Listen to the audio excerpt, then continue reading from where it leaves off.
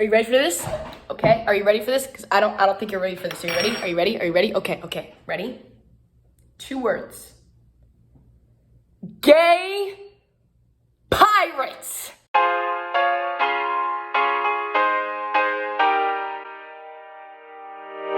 What is up, space birds? Welcome back to another analysis video. You've probably noticed that I'm in a different place. Welcome to my new apartment. Do you like it? I just moved in. It's awesome. I love it so much. It has this lovely fake tree and my decoration worm on a string. Her name's Strawberry Cream Based Frappuccino Grande No Whip. Strawberry for short, of course. What you probably also noticed is that my voice is wrecked. And that is because I am sick. Not with COVID, I just have a cold. So I've got my honey lemon tea and my thematically appropriate flagon, stirring it with my thematically appropriate rainbow spoon while wearing my thematically appropriate pirate shirt, because today we're gonna be talking about Our Flag Means Death. Did you like that transition? Thank you very much. Because what kind of an LGBT YouTuber would I be if I didn't talk about our gay pirate show, our wonderful gay pirate show, where the ships are on ships and the subtext is actual text for once.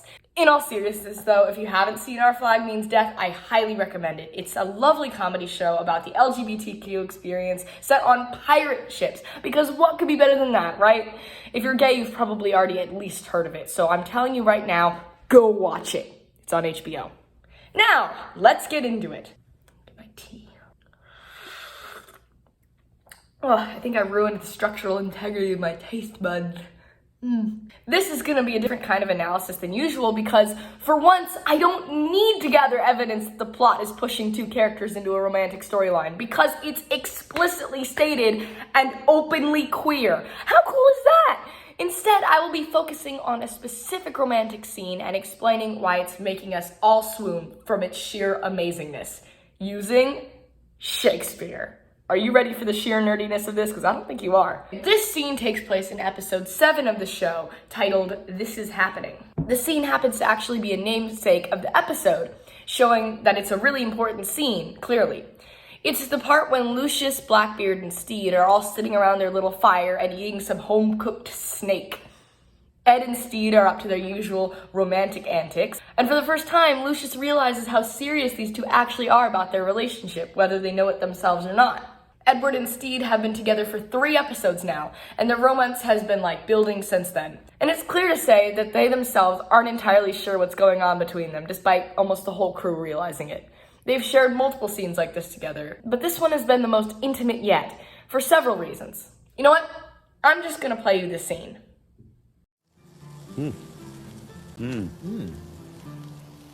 Admit it, this is a bit of fun, isn't it? Yep. Snake's nice. It's actually really well tenderized. You could be a chef. Probably could. Maybe I will. I can do anything. I'd come to your restaurant. You might not get in. It's going to be very popular. You'd save me a seat, wouldn't you? Maybe. She won't be a dick. What night do you want to come? Saturday night. It's a busy night. I'll come on the Monday. Well, I can probably get you in. What's called Blackbeard's Bar and Grill and other delicacies and Really? delights and fishing equipment. Yeah, but who wants to go to dinner and then you walk past all this fishing gear that you can buy? Maybe a gift shop out the back. Then you could say, oh, hope you enjoyed your meal. Have you seen the gift shop? What do they say? Oh, no, thank you. I've just come for a nice meal. Now they're angry. No. They're going to leave a bad review. Another guy from the other side of the room might go, oh, I'm into gifts. I'll go and have a look. Oh, yeah, well, that's the guy I'm after. I want him to come. Who's he? That's me. Oh. We done? Okay, now, there are so many ways you can interpret this because the subtext is just so rich. These two seem to be going on about absolutely nothing, while Lucius watches in absolute shock. You could say that his shock is due to the fact that they're sharing intimate touches, and that the romantic nature of their conversation is the fact that they're perfectly happy to talk about nothing at all together. But I'm going to go deeper, because that's my job here on this channel, to go deeper into these men. That did not sound... So the content of Ed and Steed's conversation is basically a big hypothetical. A hypothetical that's so extensive it lends itself towards the metaphorical. That was a mouthful. Steed compliments Ed on his cooking, and Ed says that he could open a restaurant. And the silly little what-if scenario runs from there. It's just a cute little flirtatious scene. But what makes this scene so darn flirtatious is the fact that it's just so Shakespearean. Now, I am by no means a Shakespearean scholar, but what I've noticed from studying Shakespeare is that a lot of the scenes in his plays where two characters are flirting, there's a lot of uses of hypotheticals and metaphors. One character starts a hypothetical saying, "What if I were to do this?" And their love interest responds with another comment that builds on that same metaphor that the first character said, sometimes creating a little story, just like Ed and Steed did. I'm going to give you an example, because, it's hard to follow.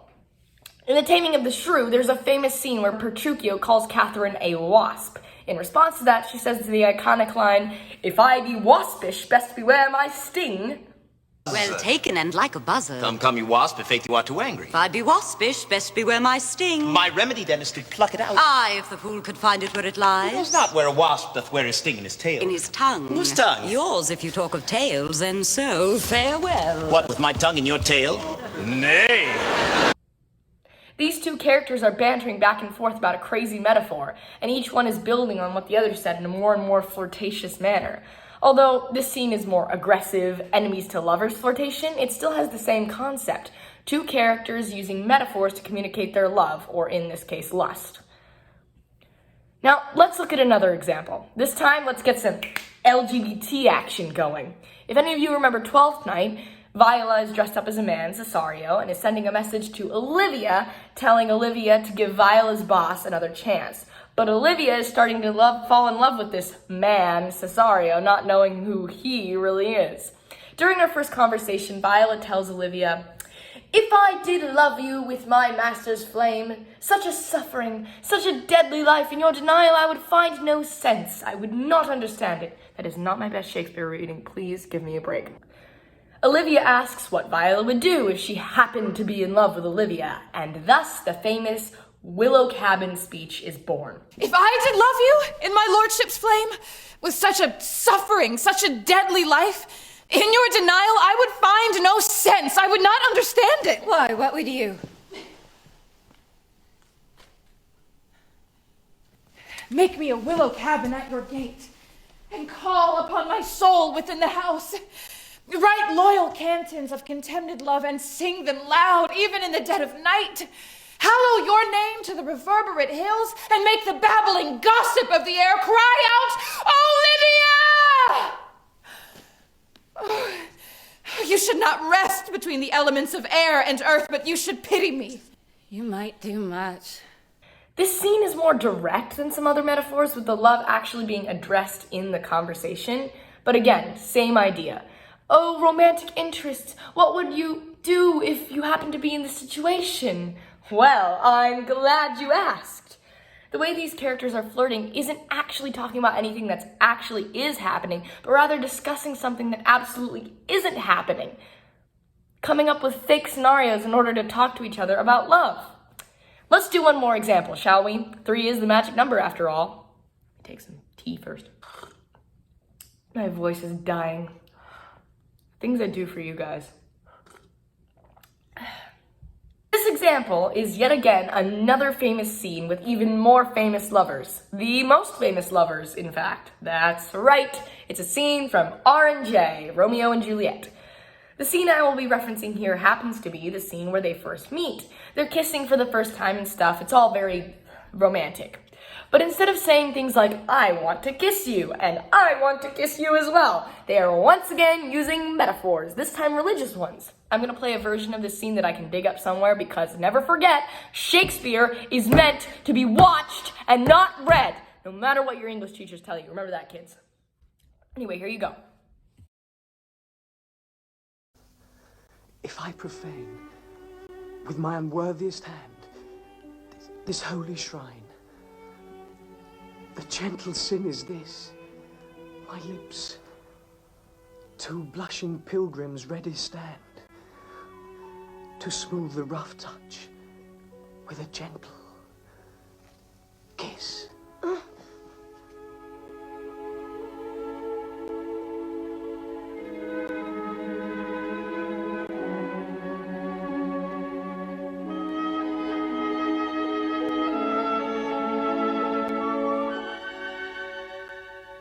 good pilgrim. You do wrong your hand too much. Which mannerly devotion shows in this. For saints have hands that pilgrims' hands do touch, and palm to palm is holy palmer's kiss. Have not saints lips, and holy palmers too? Aye, pilgrim, lips that they must use in prayer. Oh then, dear saint, let lips do what hands do.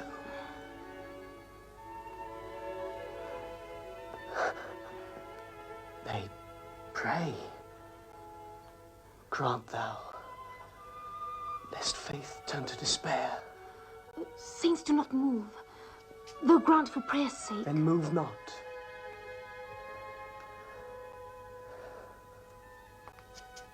While my prayer's effect I take.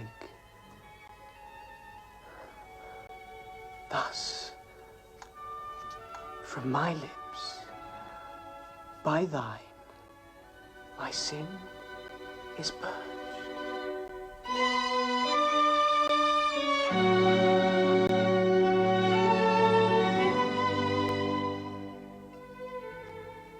Then have my lips a sin that they have took. We done? Okay. Now, if you're a normal person and not a nerdy nerd like me and can't speak Billy the Bard, that might have been pretty hard to understand at first. Much harder than all the other scenes I showed you. But luckily, I'm here to clear things up. Just a note though, these are my interpretations of these lines and I am no English professor. There's a good chance that they're supposed to be interpreted completely differently. But that's the great thing about art, it's transformative, so we're gonna go with my readings on this. Now, back to the scene.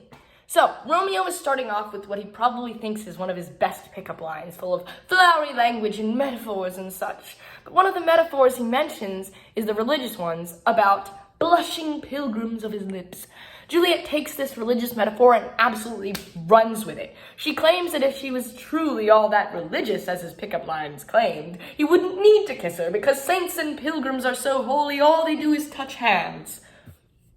Romeo banters back with a, well, saints have lips too, do they not? And of course Juliet is all, yeah dude, but you're not supposed to be using for them for anything but praying. So then Romeo of course goes, well, why don't we use our lips for praying then, if you know what I mean? To which Juliet replies, saints don't move like that. Read, I'm not sure if I'm ready for this yet. So Romeo, being a gentleman, says, well, you don't have to move. I'll make the first move.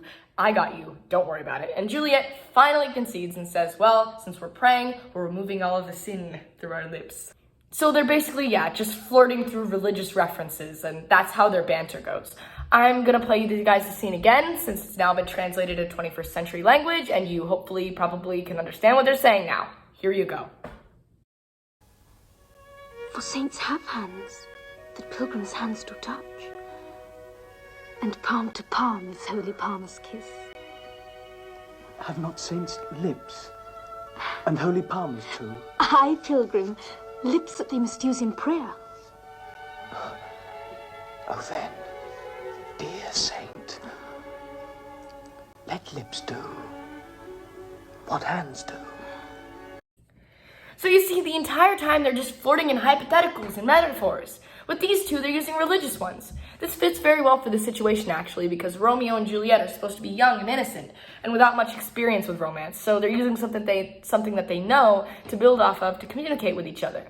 They were also probably taught to be chaste and pure, so in order to maintain that and still be able to kiss each other, they're using this whole metaphor they've created about being pilgrims and saints to chastely flirt with each other. This is why I love Shakespeare. By the way, in case you didn't know this, every single character in Shakespeare's original performances was played by a man, since women weren't allowed on the theater.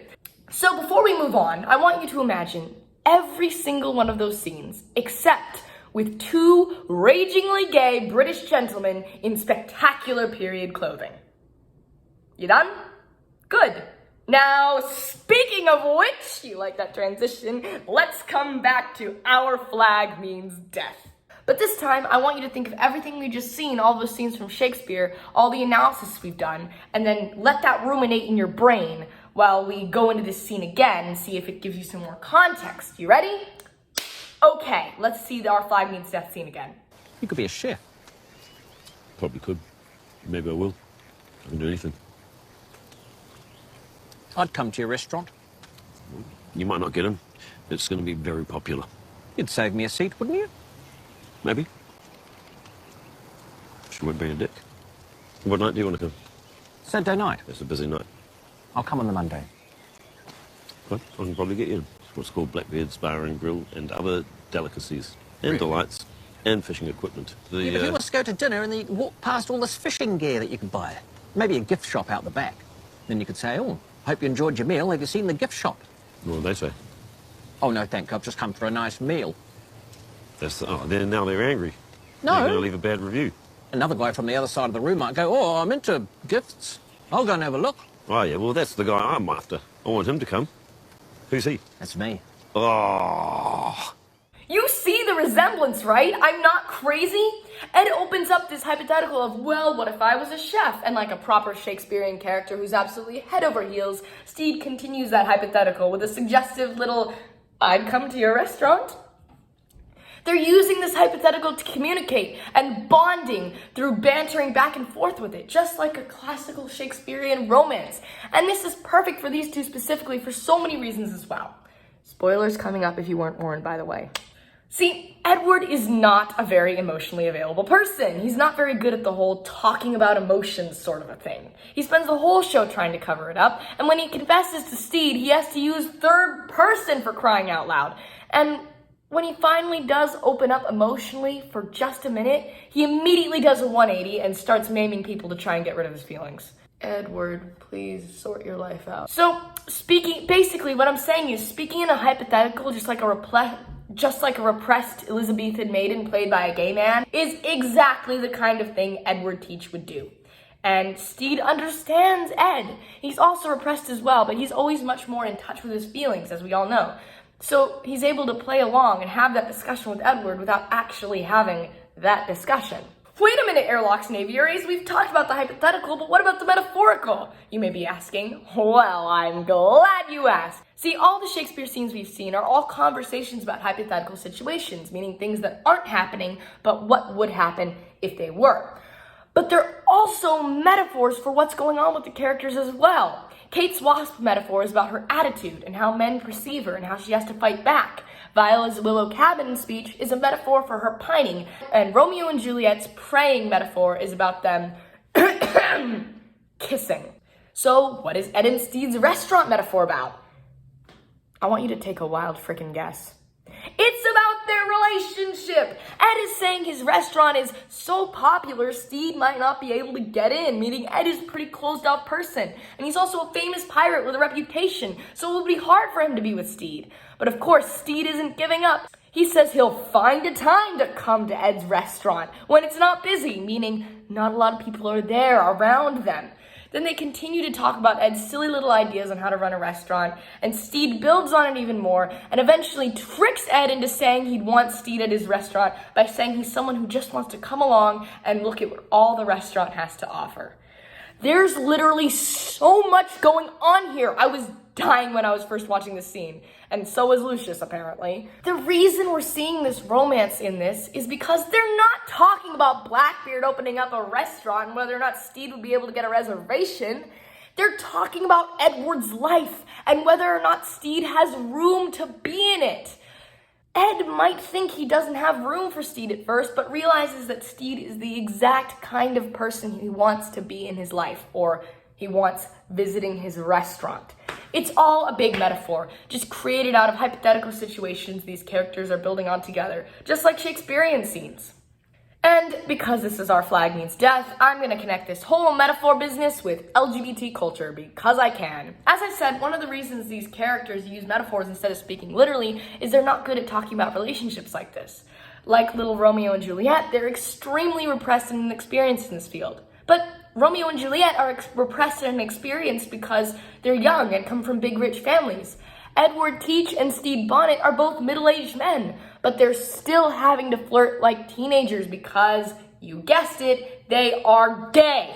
I'm not saying this goes for all of us, but I've heard stories from some people, and I've experienced it myself, that LGBT people go through their teenage, trying out romance, figuring themselves out phases much later than straight people. Straight people are getting married under the kindergarten swings to try out romance, for God's sakes, while gay people are waiting until college sometimes to fully realize who exactly they are, and then they go through their dating and experimenting phases in their 20s sometimes. I mean, it makes sense when you think about it. With heterosexuality being jammed down your throat by all your family and all your society throughout your entire developmental years, it's hard for a young LGBT kid to have room to breathe and learn to figure out who they are when they have literally no reference for it. I mean, I didn't even know that women getting married to women was even a thing that existed until I was 14 years old. Seems young, but in comparison to a straight kid's childhood, watching Disney princesses kissing and getting married on screen since they were 2 years old, that's late as heck. What I'm trying to say is, LGBT people tend to develop later than straight people, which in the case of this show, Steed was married to a woman and thought that that was what all life had to offer for practically 20 years. Edward was a little more experienced in the LGBT field, but is still extremely repressed, as I mentioned earlier. So it makes sense that these two would find talking about their feelings to be difficult and having to flirt like awkward teenagers, not being able to say what they're feeling yet because they don't quite know themselves. Having to stick to saying things like, I want to come to your restaurant, just seems natural for those two. It's perfect. Now, I heard a rumor somewhere that this scene was actually improvised. I don't know if that's true or not. If it is, it makes me look pretty ridiculous, I have to admit. But it still makes sense. I know I just went on for 20 whole minutes about how beautiful and Shakespearean that scene was, but it being a genuine, honest, natural reaction just makes it so much better. Because what Shakespeare was trying to basically do with his plays was have these characters behave in ways the audience would feel comfortable with and connect with, despite all the flowery language and despite all the characters being caricatures. He wrote his iambs in pentameter because that sounds like the beat of someone's heart. It's natural. His writing is natural. Having a hard time conveying one's feelings is natural. Being gay is natural. Speaking to someone in a hypothetical about feelings is completely natural. Feelings are hard to talk about, and humans use all sorts of ways to try and get around that awkwardness. Like that saying everyone uses, oh, I'm not asking about it for me, I'm just asking for a friend. Or think about the popularity of that new question everybody's raving about online. Babe, would you still love me if I was a worm? Everyone's acting like it's some sort of a weird random question, but it's not at all weird and not at all random. People aren't asking their partners if they would still be in a committed relationship with them if they suddenly got magicked into a slimy terrestrial invertebrate, because like Blackbeard opening up a fishing store restaurant or Viola building a cabin out of willow trees, that would never happen. They're really asking their partner if they would be loved unconditionally, even if they didn't feel worthy of love, or if some terrible accident happened that would pry them apart from each other.